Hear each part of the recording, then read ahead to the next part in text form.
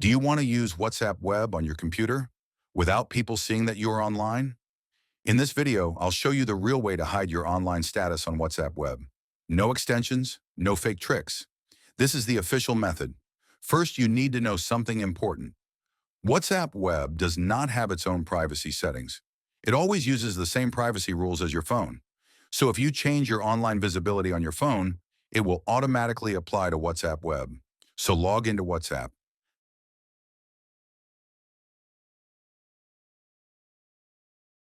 Then go bottom left settings.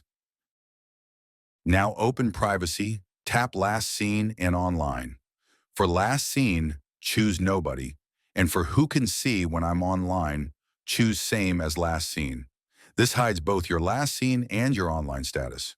From now on, people won't see when you're online anymore. You can still read messages, reply, and use WhatsApp normally, just without being visible. That's it.